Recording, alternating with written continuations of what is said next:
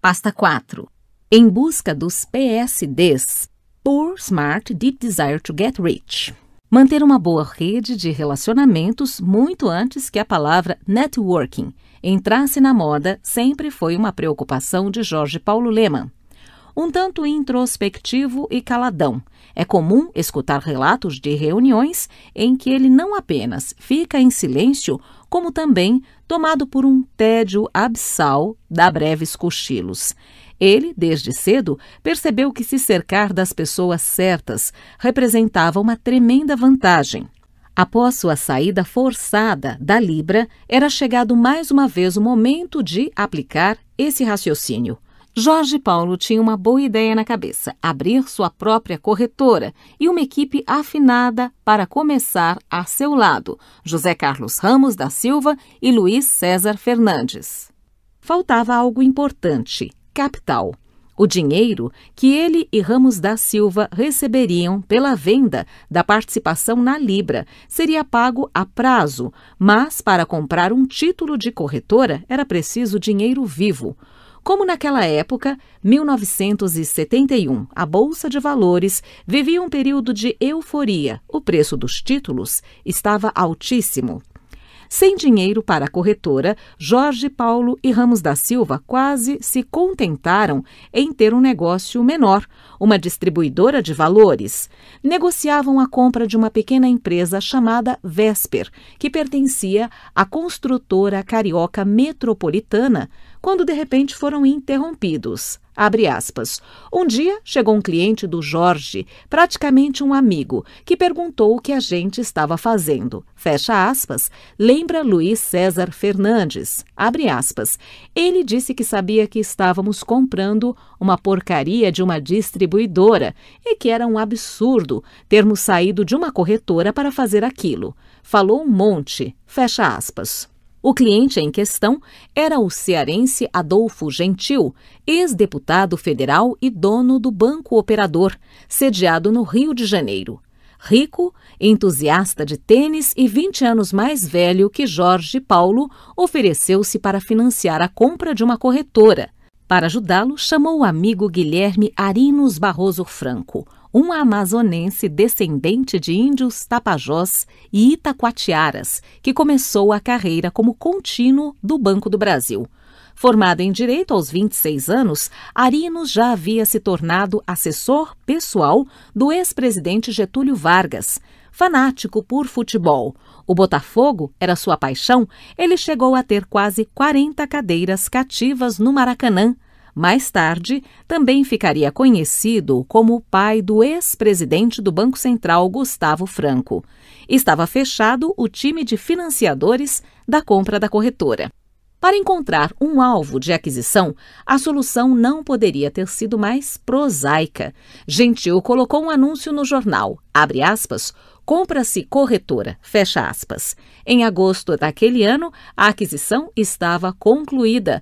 Por $800 mil, o grupo bancado por Gentil comprou de especuladores uma corretora chamada Garantia. Abre aspas, era o nome mais ridículo do mundo. Parecia coisa de pilantra. Fecha aspas, brinca o carioca Rogério Castro Maia, que em 1981 trocou a gerência da ONG Ação Comunitária do Brasil por uma vaga na área comercial da instituição financeira criada por Jorge Paulo. Escolados com o episódio da Libra, Jorge Paulo e Ramos da Silva negociaram com Gentil até conseguirem 51% de participação, divididos entre os dois em partes iguais. Gentil ficou com 39% e Arinos com os 10% restantes.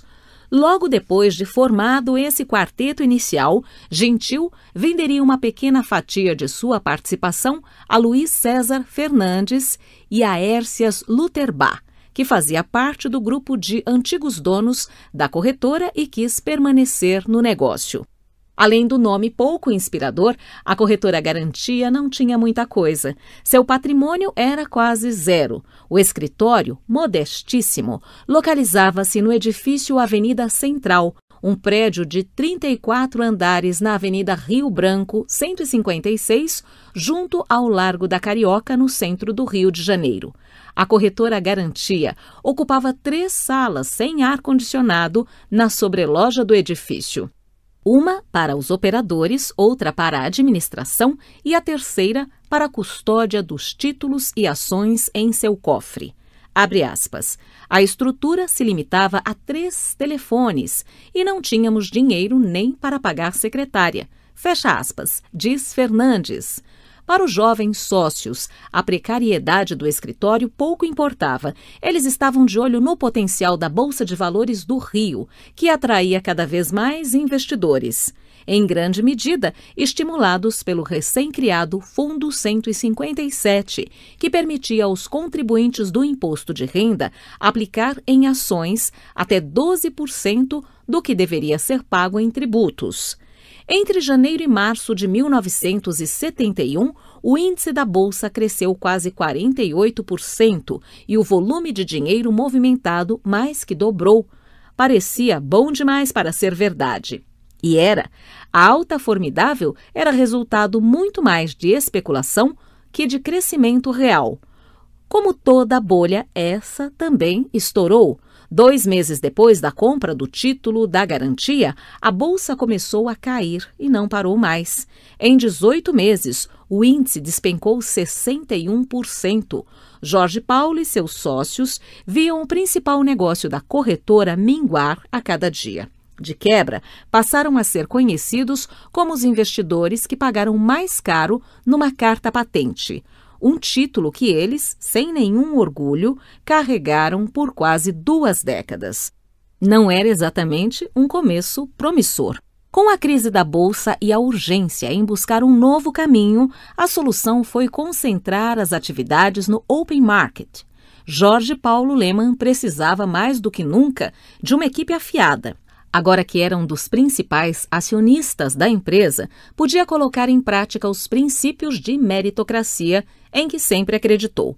Para ele, o que importava era talento e suor. Relações de amizade ou de parentesco tinham pouco valor e às vezes podiam até jogar contra. Filhos e esposas de sócios, por exemplo, eram proibidos de trabalhar na corretora. Relações amorosas no ambiente de trabalho eram proibidas. Essa talvez tenha sido a regra menos respeitada, já que houve vários casamentos entre pessoas que trabalhavam ali. Até mesmo sócios, como Luiz César Fernandes e Eric Raime, se casaram com funcionárias da instituição. Nesses casos, um dos membros do casal era obrigado a deixar o Garantia. Havia um tipo específico de profissional que Jorge Paulo estava sempre farejando e que ele batizou com a sigla PSD, Poor Smart Deep Desire to Get Rich, pobre, esperto, com grande desejo de enriquecer. No início, ter uma educação em escolas de primeira linha ou experiência internacional não fazia parte das principais características que o financista buscava. A razão era simples. Naquela época, o país crescia sobretudo graças à intervenção do governo, com a criação de estatais, incentivo às exportações e projetos financiados por dívida externa. Nesse ambiente rudimentar, tanto a corretora Garantia quanto outras instituições financeiras prosperaram negociando principalmente títulos da dívida do governo. Assim, valia mais a pena ter gente com jogo de cintura, bom faro de vendedor e até uma certa malandragem do que jovens brilhantes, mas sem traquejo. Abre aspas, todo mundo ali tinha um pouco da escola da vida, de frequentar a praia. Eram outros tempos. Os garotos agora são criados em frente ao computador. Fecha aspas, diz Clóvis Eduardo Macedo, que chegou ao Garantia em 1976, tornou-se sócio e só saiu 2 décadas depois. Ele foi um dos PSDs que o Garantia tornou milionários e reza pela mesma cartilha do antigo banco em sua administradora de recursos, a Nobel, localizada no bairro do Leblon, na zona sul do Rio de Janeiro. Pense num mundo sem internet. Aliás, pense num mundo sem qualquer tipo de computador e até mesmo sem calculadora financeira. Numa época em que o telex era um grande avanço tecnológico, Os aparelhos de fax só começaram a ser produzidos em larga escala no exterior a partir da década de 1970. Todas as transações financeiras eram físicas, ou seja, a venda de uma ação, por exemplo, exigia que o vendedor, de fato, entregasse o papel ao comprador. Os títulos e ações eram sempre ao portador. Em outras palavras, ninguém sabia quem realmente estava comprando ou vendendo nada, o que abria brechas para vários tipos de manipulação. Se um título fosse roubado ou perdido, por exemplo, era preciso entrar na justiça para cancelar aquele papel e conseguir a emissão de um novo que o substituísse. A CVM e o Banco Central, criado em 1964, ainda eram novatos em várias atividades. Esse cenário de regulamentação um tanto frouxa deixava margem para uma imensa zona cinzenta. O segredo para se dar bem no mercado financeiro brasileiro dos anos 70 era operar sempre no limite, e os PSDs recrutados por Jorge Paulo Lemann faziam isso como poucos. Nesse ambiente de comunicação ainda precária, era essencial que, pelo menos dentro da corretora, não houvesse barreiras. Manter profissionais enclausurados em seus próprios cubículos, isolados uns dos outros, era algo que não fazia sentido para Jorge Paulo. Por isso, logo de cara, ele adotou um modelo ainda novo no Brasil. Em vez da tradicional sucessão de salas fechadas, o escritório da corretora Garantia era um grande salão aberto, sem divisórias entre funcionários e sócios. Se por um lado a falta de paredes acabava com a privacidade, por outro, agilizava o trabalho do grupo e minimizava as diferenças hierárquicas. O próprio Jorge Paulo ficava a maior parte do tempo em uma mesa no grande salão. Qualquer um podia se aproximar para falar com o chefe sem grandes rapapés.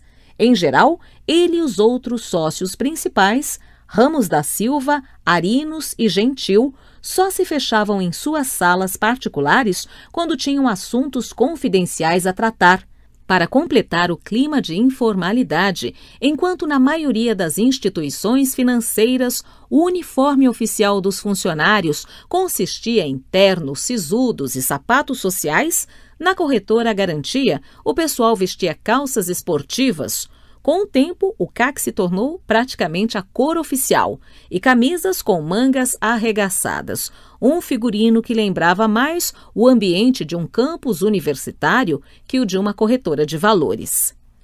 Nada influenciou tanto a cultura construída no Garantia quanto o exemplo do americano Goldman Sachs. Fundado em Nova York em 1869 pelo judeu-alemão Marcus Goldman, seu genro, Samuel Sachs, entraria na firma 3 anos depois. O banco de investimento se tornou o mais influente e poderoso do mundo. Charles D. Ellis, autor do livro The Partnership, The Making of Goldman Sachs, revela algumas das principais características da instituição. Abre aspas, o Goldman Sachs era uma total meritocracia. O Sr. Weinberg, Sidney Weinberg, que durante décadas foi o principal sócio do banco e o maior responsável por salvá-lo do quase colapso nos anos 30, não tolerava a política e as disputas internas que tanto prejudicaram outras firmas. Ele usava seu poder para manter baixos os salários, forçando os talentos sempre a investir na compra de uma participação no banco. Era bom para a empresa porque mantinha todo mundo focado sempre no que era melhor para a instituição como um todo. E era bom para os sócios porque os mantinha numa condição financeira modesta. Um sócio não podia se dar ao luxo de ter hábitos caros porque não tinha dinheiro para gastar. A verdadeira cultura do Goldman Sachs era uma combinação única de uma tremenda vontade de ganhar dinheiro com as características de uma família, no sentido que chineses, árabes e europeus entendem muito bem. Fidelidade absoluta à firma e à sociedade era esperada. Apesar dos fortes sentimentos, incluindo rivalidades pessoais e rompantes de raiva, serem conhecidos dentro da sociedade, uma impenetrável parede de silêncio mantinha as tensões internas invisíveis para quem estava de fora. Nenhuma outra firma chegou perto disso. Discrição pessoal era praticamente um valor central do banco. Algumas coisas que concorrentes podiam celebrar ou ressaltar eram deliberadamente diminuídas. O prédio do Morgan Stanley, por exemplo, tinha um enorme letreiro em neon mostrando cotações de ações que podiam ser vistas a várias quadras de distância. Em Nova York, Londres ou Tóquio, não há nenhuma indicação da presença do Goldman Sachs, exceto jovens homens e mulheres bem vestidos que entram cedo no edifício ou saem tarde da noite. Fecha aspas. Um século separa a fundação do Goldman Sachs do início das atividades do Garantia, mas as semelhanças entre as duas instituições são notáveis. Os primeiros contatos de Jorge Paulo Lemann com o banco americano se deram graças ao empurrão de seu tio, Louis Trubiner, grande negociador de cacau. Trubiner morava nos Estados Unidos e tinha conhecidos no GS que abriram as portas da instituição para seu sobrinho. Assim como Goldman Sachs, Jorge Paulo e seus sócios professavam a meritocracia como um valor central. Detestavam aparições públicas. Entrevistas a jornalistas, por exemplo, eram poucas e ao longo dos anos foram escasseando até que praticamente desapareceram. Incentivavam a frugalidade e colocavam o sucesso do banco acima dos desejos ou vontades pessoais. Estimulavam a competição interna. Era uma lógica secular no banco estrangeiro, mas nova no Brasil. Para que esse modelo funcionasse, era preciso instilar na tropa um fervor quase messiânico. Só que no Garantia, o Messias, que movia o pessoal, tinha outro nome: bônus. Os melhores empregos no Brasil dos anos 70 estavam em multinacionais. O sonho da maioria dos jovens recém-formados e dos executivos era trabalhar em companhias como Shell, IBM e Volkswagen. Nessas empresas, não apenas o salário era alto, como o pacote de benefícios era completíssimo. Carros com motorista, escola para os filhos e até títulos de clube entravam no jogo. Grandes grupos empresariais brasileiros de porte ainda eram raros e constituíam-se de companhias familiares em que forasteiros raramente chegavam ao topo. Nessas empresas, havia uma clara distinção entre os donos e os outros. Remuneração variável, tanto em companhias brasileiras quanto nas multinacionais, era algo secundário. O modelo copiado do Goldman Sachs por Jorge Paulo subvertia essa ordem. O Garantia pagava salários abaixo da média do mercado, mas os bônus podiam chegar a 4 ou 5 salários extras, uma exorbitância para a época, desde que os funcionários batessem suas metas. Era uma regra clara e simples que valia até mesmo para os office boys. Trabalhe bem e você será recompensado. Para Jorge Paulo, era fundamental que todos, desde a base, se sentissem donos daquele negócio. Só assim, dariam o melhor de si e fariam a instituição crescer. Para incentivar ainda mais o pessoal, os bônus eram pagos 2 vezes ao ano. Na pirâmide do Garantia, ao contrário da maioria das empresas, não havia uma multiplicação de níveis hierárquicos. O pessoal era dividido basicamente em 3 faixas. O pelotão de entrada, integralmente elegível a bônus, era chamado de PL, participação nos lucros, ou, como se falava pelos corredores, de pelados.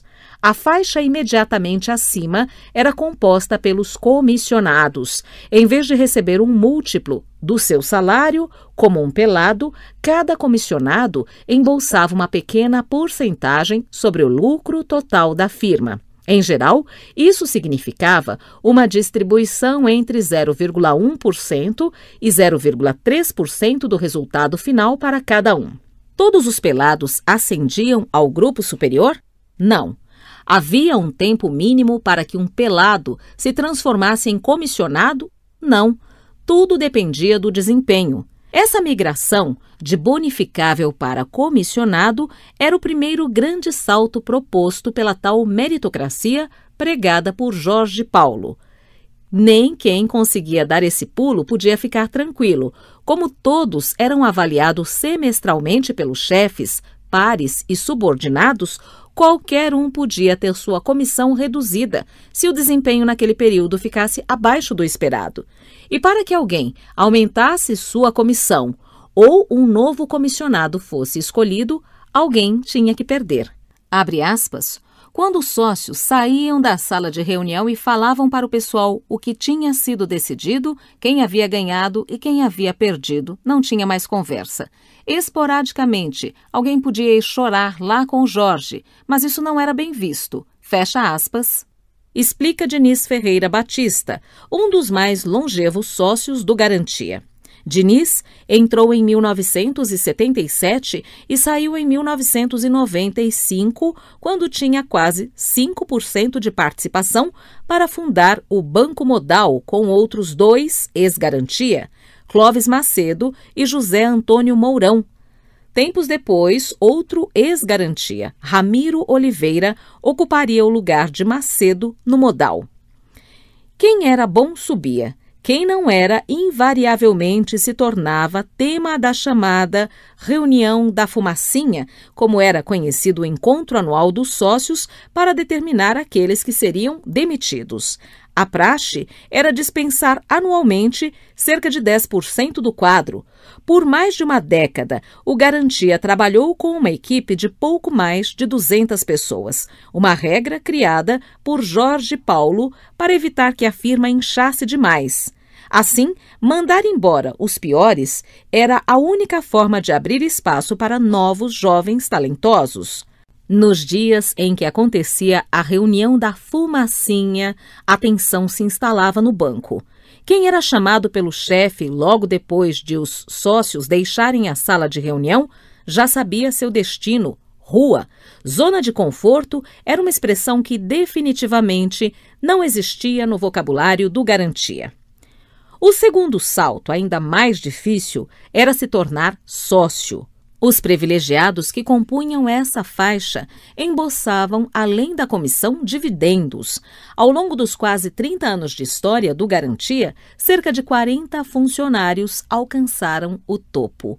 Curiosamente, nunca houve uma mulher no pelotão de elite.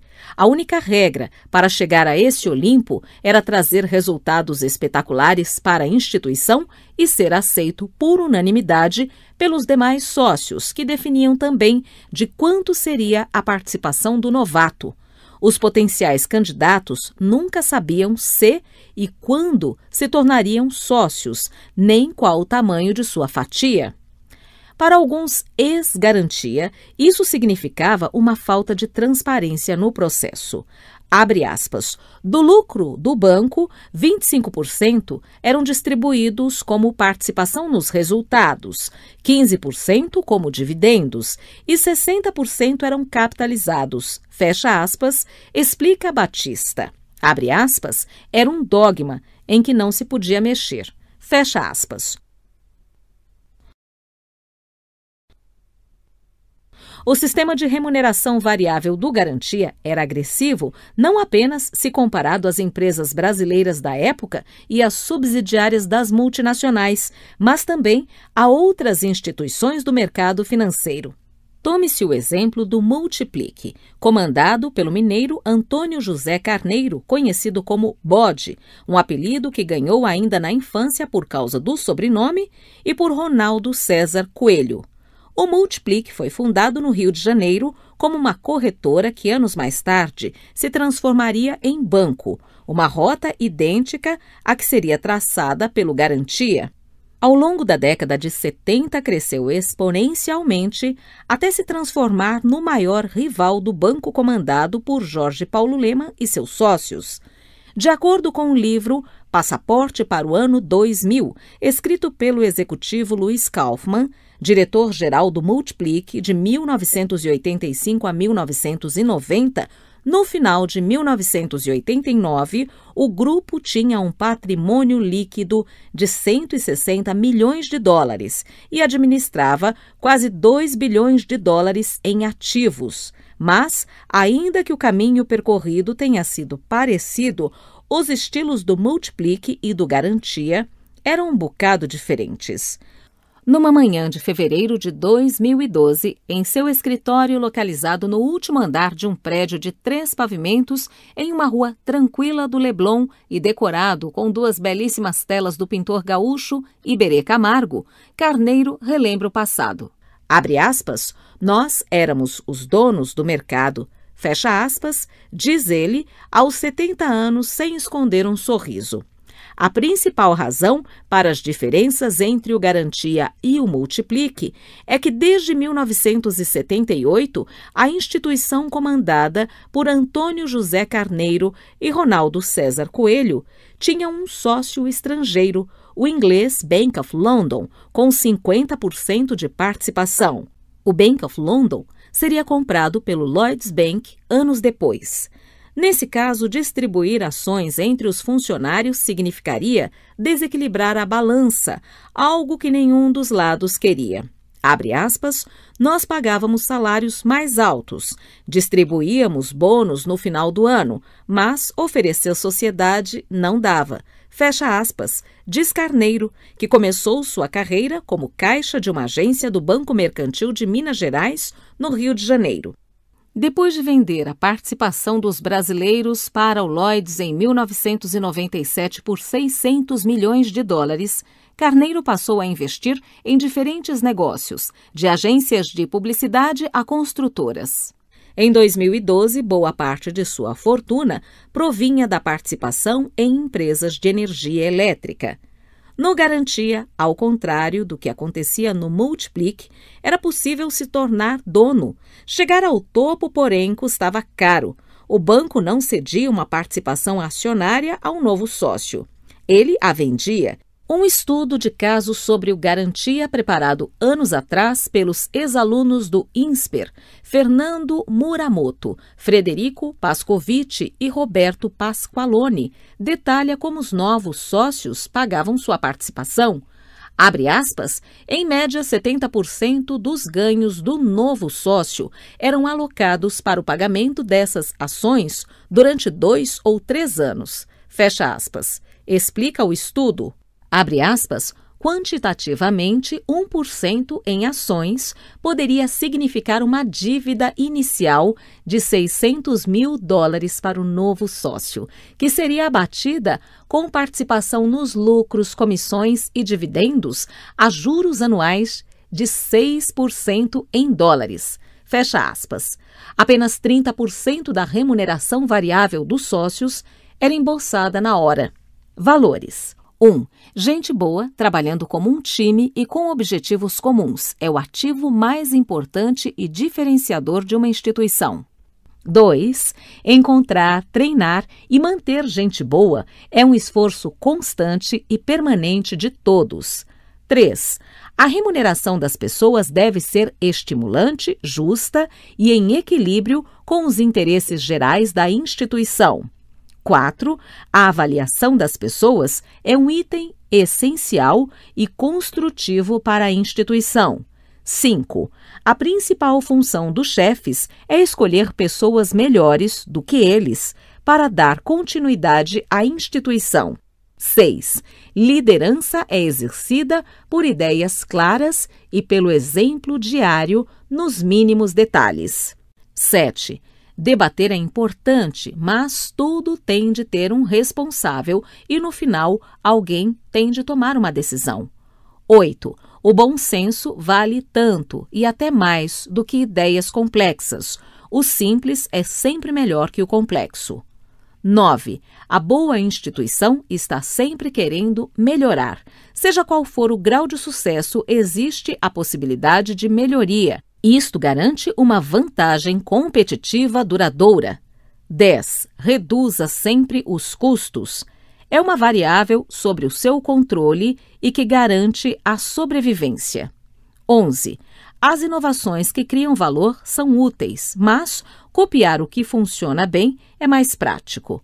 12. A melhoria e educação contínua dos associados tem de ser um esforço permanente e incorporado às rotinas. 13. Só aparecer nas notícias com objetivos concretos. 14. Foco, foco, foco. Foco no essencial. 15. Comunicação e dados essenciais, circulando com transparência, ajudam a educar, empurrar na mesma direção e criar uma vantagem competitiva. 16. Valorize a retaguarda. 17. Ética total é essencial. 18. Demora-se muito para construir a reputação, que pode desaparecer rapidamente. 19. Para chegar ao pote de ouro no fim do arco-íris, você tem de percorrer todo o arco-íris, mas faça isto com lucro pelo caminho. 20. Um sonho grande, desafiador, comum e essencial ajuda todos a trabalharem na mesma direção. Documento do Garantia mostra os princípios que nortearam o banco e depois os outros negócios comandados por Jorge Paulo Lemann, Marcel Teles e Beto Sicupira. Gente boa, treinamento, remuneração adequada, controle de custos e simplicidade. Esse mecanismo cumpria ao mesmo tempo 2 propósitos. O primeiro era reter os talentos.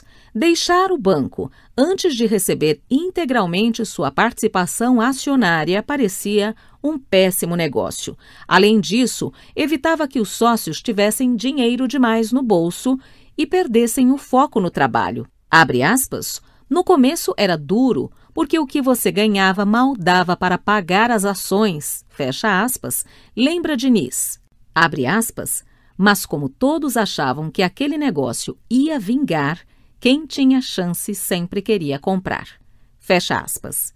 De quebra, a regra ajudava a manter o clima de austeridade que Jorge Paulo pregava. Dentro e fora do banco, ele sempre foi um homem de modo simples. Não tinha secretária particular. Um pequeno grupo de funcionárias atendia a todos os sócios. Não usava relógios de grife. Não dirigia carrões importados. Quando recebia gente para almoços no Garantia, dispensava garçons e ajudava a servir os convidados. Ao despedir-se de qualquer visitante, fazia questão de acompanhá-lo até o elevador, um hábito que ainda mantém.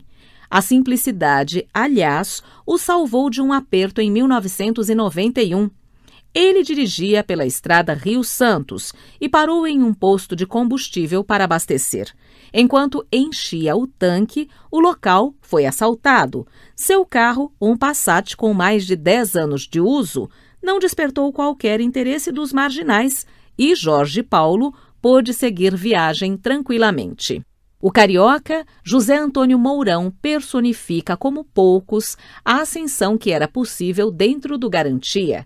Nascido em Vista Alegre, no subúrbio do Rio de Janeiro, Mourão chegou a trabalhar com o pai num açougue de bairro antes de ingressar na corretora em 1972, aos 16 anos, como office boy. Entre suas atribuições estava comprar lanches para o pessoal do escritório e correr até a casa de Lemann para buscar uma raquete quando surgia algum jogo de tênis inesperado para o chefe. Trabalhava durante o dia e, à noite, cursava o antigo científico, equivalente hoje ao ensino médio. Apesar da origem humilde, Mourão sempre achou que se trabalhasse muito, ganharia dinheiro. Era um legítimo PSD. Chegava às 7 da manhã e ficava até a hora de ir para a escola. Não tinha a menor ideia do que significava meritocracia quando entrou no Garantia, mas, rapidamente, sentiu os efeitos daquele conceito. Abre aspas, depois de poucos meses de casa, eu ganhei um dinheiro extra que não esperava. Fecha aspas, diz Mourão. Abre aspas, aí eu vi que ali havia algo realmente diferente. Fecha aspas. Mourão não estava disposto a deixar aquela chance passar. Decidiu estudar economia na Universidade Gama Filho e se enfronhar o máximo possível no dia a dia do banco. Perdeu a conta de quantas noites passou em claro na firma, trabalhou em várias áreas, até que em 1985, 12 anos depois de entrar no Garantia e com menos de 30 anos, tornou-se sócio. Sua primeira missão foi se mudar para São Paulo para ajudar a cuidar de uma operação menor que a da sede, mas com grande potencial.